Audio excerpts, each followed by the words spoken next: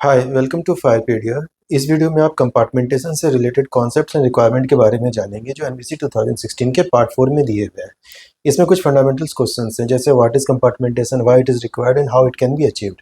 Compartmentation है क्या? Basically ये एक ऐसा फायर कंपार्टमेंट है जो फायर बैरियर के थ्रू या फायर असिस्टेंट वॉल के थ्रू क्रिएट होता है। Now why compartmentation is required, compartmentation की जरूरत क्यों पड़ती है? इसकी ज़रूरत इसलिए पड़ती है क्योंकि कंपार्टमेंटेशन के द्वारा हम फायर एंड स्मोक के स्प्रेड को चेक कर सकते हैं। मतलब अगर फायर इस एरिया पे लगा है और ऑक्यूपेंट यहाँ पर है तो वो इससे अफेक्टेड नहीं हो पाएगा। अपार्ट फ्रॉम ऑक्यूपेंट अगर कोई एसेट या प्रॉपर्टी भी हमारी है वो फायर एंड स्मोक से प्रोटेक्टेड हो जाती है थ्रू द कंपार्टमेंटेशन। अब इसे अचीव कैसे करना होता है? इसके लिए क्या करना है, आपको एक फायर बैरियर क्रिएट करना है जिसकी कितनी फायर रेटिंग हो सकती है, fire resistance rating at least 2 hour की फायर रेजिस्टेंस रेटिंग होनी चाहिए। मैंने कई बार फायर बैरियर कहा, तो फायर बैरियर के बारे में एनबीसी में जो टर्मिनोलॉजी दी है उसके हिसाब से फायर बैरियर एक वॉल भी हो सकता है, एक फायर कर्टन भी हो सकता है और एक फ्लोर भी हो सकता है।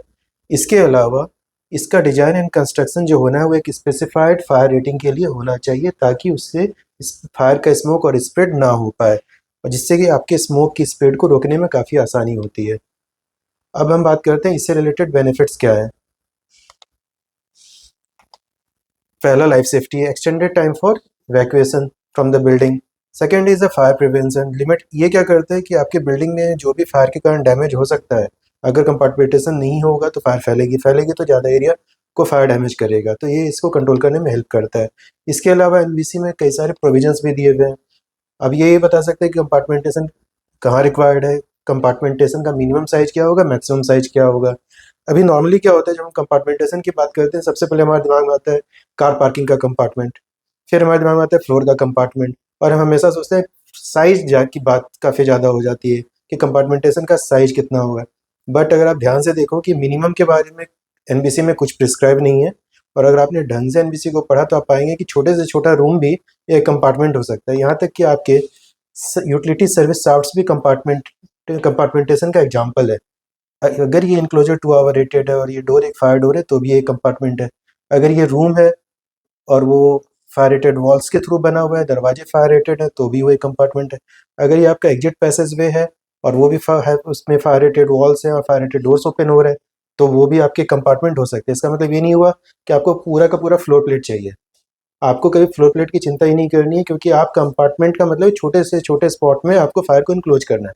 बट कोड ने कहा कि अगर आप हर हजार सर्टेन स्क्वायर मीटर पे कंपार्टमेंटेशन करोगे तो आपका आर्किटेक्चरल फीचर थोड़ा सा सैबी हो जाता है, तो उसके लिए उन्होंने ये प्रिस्क्राइब किया कि आप मैक्सिमम साइज तक जा सकते हो। अब वो मैक्सिमम साइज उन्होंने हर जैसे फ्लोर एरिया के लिए डिफाइन कर रखा है।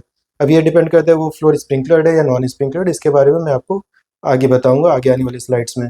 फिर मिक्स्ड ऑक्यूपेंसी के केस में भी उन्होंने बोला है कंपार्टमेंटेशन की रिक्वायरमेंट है। इट मीन्स कि अगर 2 डिफरेंट ऑक्यूपेंसी एक ही बिल्डिंग में तो उनके बीच में 4 आवर का कंपार्टमेंटेशन होना चाहिए। फिर एग्जिट पैसेज वे, जिसमें थोड़ी देर पहले का एग्जिट पैसेज वे में भी 2 आवर रेटिंग का कंपार्टमेंटेशन रिक्वायर्ड है। स्टेयर केसेस आपको पता है कि 2 आवर के इंक्लोजर में होने चाहिए और जो दरवाजा है वो भी 2 आवर फायर रेटेड होता है। फिर हम फायर फाइटिंग साफ्ट की बात करते हैं। Same goes for fire fighting shaft, 2 hour की fire rating for the enclosure and for the door, unless वो फायर फाइटिंग का स्टेयरकेस या लॉबी किसी नेचुरली वेंटिलेटेड शाफ्ट का पार्ट ना हो। सर्विस शाफ्ट्स, जैसा मैंने आपको बताया यहाँ पे यूटिलिटी शाफ्ट्स हैं, तो यूटिलिटी शाफ्ट्स को भी इंक्लूजर 2 आवर रेटिंग का होना चाहिए। उनकी इंस्पेक्शन डोर भी फायर रेटेड होनी चाहिए। अगर उसमें से कोई ओपनिंग जा रही है तो वही फायर सीलेंट के थ्रू क्लोज होना चाहिए। ये सब मैं आपको पैसिव फायर प्रोटेक्शन वाले वीडियोज़ में इन सारे पॉइंट्स को कवर करके बताऊँगा। Then rooms, utility rooms, transformer rooms, MV panels room, metre room, electrical panel room, इन सब की भी फायर रेटिंग होती है। तो ये फायर रेटिंग 2 आवर की होती है। इनका इनक्लोजर भी 2 आवर का, इनके दरवाजे 2 घंटे के। इनसे निकलने वाले एग्जॉस्ट शाफ्ट जिस डक्ट को पास होना है उसमें भी डैम्पर होना चाहिए, उस डैम्पर की भी फायर रेटिंग 2 आवर की होगी। और ये सारे के सारे फायर अलार्म से इंटीग्रेटेड भी होने चाहिए डैम्पर्स। इनके बारे में बात करूंगा जब मैं स्मोक मैनेजमेंट इनके टिपिकल रूम्स के बारे में कवर करूंगा। अब स्पेसिफिक्स में आपके क्या आते हैं, स्पेसिफिक सर्टेन एरिया, जैसे कि हमारे कुछ एनेक्डोट्स में दिया हुआ है kitchen, kitchen area, commercial kitchen, इसमें जहाँ सर्विंग एरिया, कुकिंग एरिया, इनके बीच का कंपार्टमेंटेशन 1 आवर का होना चाहिए। इसी तरह का एग्जांपल है कि अगर कार पार्किंग और आपकी अदर सर्विसेज एरिया आपस में कम्युनिकेट कर रही है और कार पार्किंग के अंदर उन कार का रिपेयर भी हो रहा है तो वो 2 आवर का सेग्रीगेशन होना चाहिए। ये आपके एनेक्डोट्स में प्रोवाइडेड है। अब एनवीसी प्रोविजंस में कंपार्टमेंटेशन के बारे में कुछ लिखा हुआ है जो मैंने हाईलाइट कर दिया है। कंपार्टमेंटेशन क्या usual method to use fire barriers already बता चुका हूँ। पर्पस क्या है, barrier need to be penetrated for duct work, plumbing and electrical system. In such case use of passive fire protection measure shall be done. जैसा मैंने आपको अभी थोड़ी पहले कहा कि जब मैं पैसिव फायर प्रोटेक्शन के वीडियोस में जाऊंगा तब इन सारे पॉइंट्स को कवर करूंगा, किन किन ओपनिंग पे क्या क्या फायर सिलेंट की रेटिंग की रिक्वायरमेंट होगी।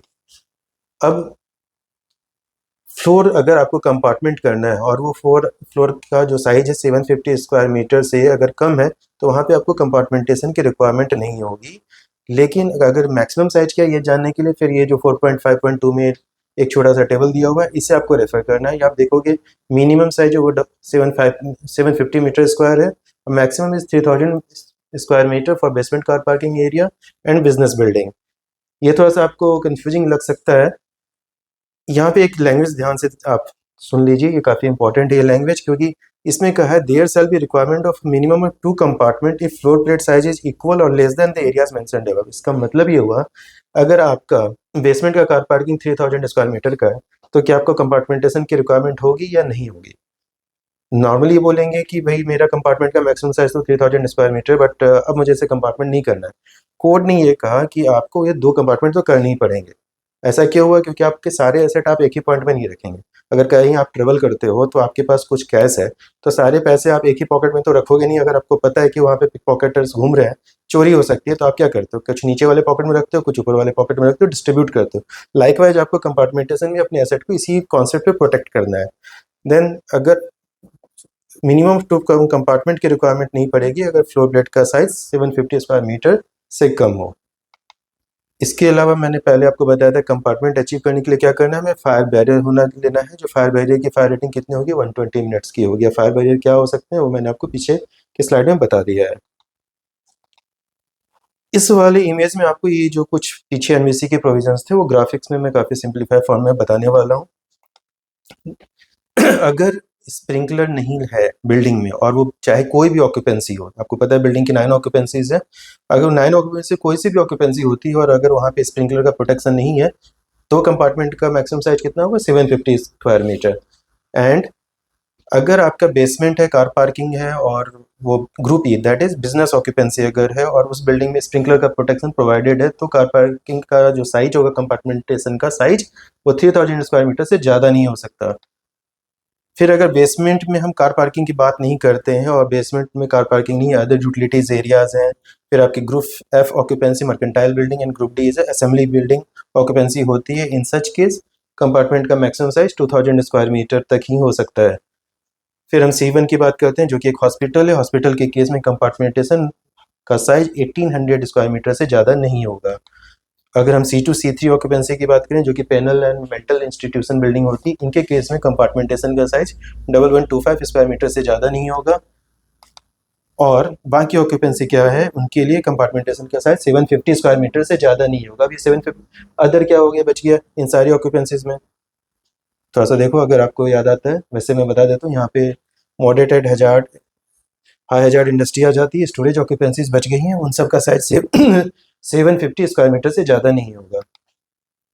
जो मैंने पहले बताया था वो फिर मैं फिर से रिपीट कर रहा हूँ। अगर फ्लोर प्लेट का size maximum given compartment size के बराबर है या उससे कम है तो उस केस में भी आपको उस कंपार्टमेंट को 2 हिस्सों में तोड़ना पड़ेगा। कैसे तोड़ोगे, फायर बैरियर के थ्रू आप डिसाइड कर सकते हैं इसका कंपार्टमेंटेशन कैसे होना है। और अगर फ्लोर का प्लेट का साइज 750 स्क्वायर मीटर से कम है तो हमें कंपार्टमेंटेशन करने की रिक्वायरमेंट नहीं होती है। अब कुछ प्रोविजन कंपार्टमेंटेशन का कार पार्किंग के लिए भी प्रिस्क्राइब करा हुआ है। कार पार्किंग के लिए जो कंपार्टमेंटेशन करना है वो थ्रू वाटर कर्टेन करना है। वाटर कर्टेन में क्या करना होता है, आपको एक डिल्यू सिस्टम की रिक्वायरमेंट होती है।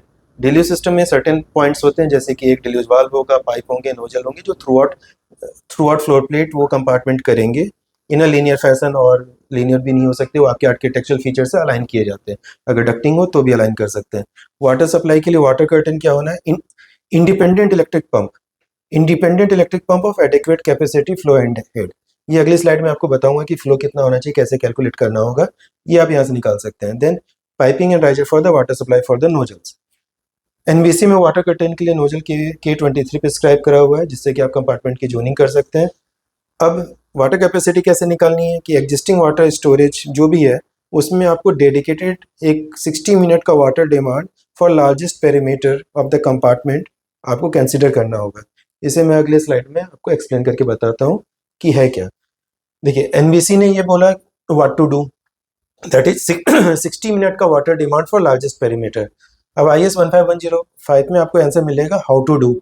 वाटर कर्टन स्प्रिंकलर्स ने बोला, वाटर कर्टन स्प्रिंकलर्स के लिए IS में दिया हुआ है कि आपको 35 एलपीएम का डिस्चार्ज मेंटेन करना है पर लीनियर मीटर।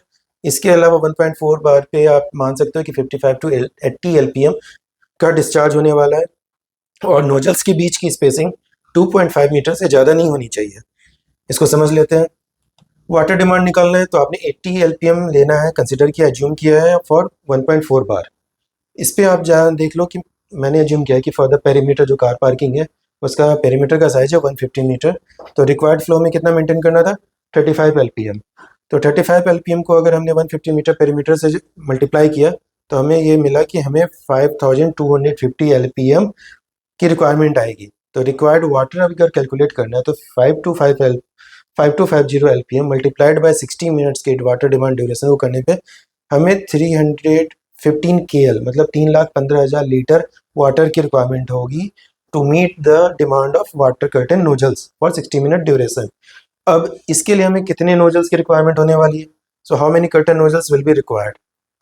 इसे कैसे कैलकुलेट करेंगे, 5250 एलपीएम हमें चाहिए, 80 एलपीएम एक हमने नोजल का डिस्चार्ज लिया है, उससे अगर हमने डिवाइड किया तो we have a fraction value 65.6, जिसको रफली हम 66 नोजल्स मान लेते हैं। अब इनकी प्लेसिंग कैसे होनी है, मतलब दैट इज उनकी स्पेसिंग कैसे होनी चाहिए। इसके लिए क्या करेंगे, पेरीमीटर की जो लेंथ थी 150 मीटर उसको हमने 66 से डिवाइड कर लिया, वैल्यू क्या आया 2.27 मीटर। अगर आप 2.27 की वैल्यू को देखोगे it is not exceeding prescribe distance of 2.5 metre. So ये स्पेसिंग भी सही है, नोजल की प्लेसिंग आप इसके हिसाब से सही तरीके से कर सकते हो। अभी तक जो कुछ आपने इस वीडियो में देखा, अब मैं क्या कर रहा हूँ आपको क्विक रिकैप दे रहा हूँ ताकि आप इंटरव्यू के लिए जो प्रिपेयर करना है आपको एट अ ग्लांस पता चल जाए कि इस वीडियो में आपको क्या क्या मिला था, आपने क्या क्या चीज़ें पढ़ ली हैं। सबसे पहले कंपार्टमेंट क्या है उसकी डिफिनेशन हो जाएगी, फिर हमें कंपार्टमेंटेशन क्यों रिक्वायर्ड चाहिए ये कवर कर दिया था, how it can be achieved ये भी बता दिया है, फिर फायर बैरियर क्या होता है, कंपार्टमेंटेशन अगर बिल्डिंग में है तो उसके क्या बेनिफिट है, कंपार्टमेंटेशन का क्या मैक्सिमम और मिनिमम साइज होगा with respect to non sprinkler building and sprinkler building, ये भी बता दिया है। अब फिर फ्लोर प्लेट का अगर मैक्सिमम साइज आपके कंपार्टमेंट के मैक्सिमम साइज के बराबर और इंटरव्यू में ये पूछ दिया गया तो आप क्या करोगे, क्या आप कंपार्टमेंटेशन करोगे या नहीं करोगे, कि अगर वो 3000 स्क्वायर मीटर या मैक्सिमम साइज के बराबर है तो आपका आंसर ये होना चाहिए yes I need to have a compartmentation of that floor plate. हमें उस फ्लोर प्लेट का कंपार्टमेंटेशन करना ही पड़ेगा सो दैट मिनिमम 2 जोन्स तो क्रिएट होंगे ही होंगे। लास्ट वाटर डिमांड का कैलकुलेशन मैंने बता दिया, के फैक्टर बता दिया, 60 मिनट का ड्यूरेशन होना चाहिए वो बता दिया, नोजल्स की स्पेसिंग क्या होगी वो भी बता दिया। सो इस वीडियो में आपको कंपार्टमेंटेशन से रिलेटेड जो भी मैक्सिमम पॉसिबल मेरी अंडरस्टैंडिंग के हिसाब से क्वेश्चन हो सकते हैं वो मैंने आपको बता दी है। For similar kind of videos to prepare for the interviews please like and subscribe this channel. Thank you very much, जय हिंद।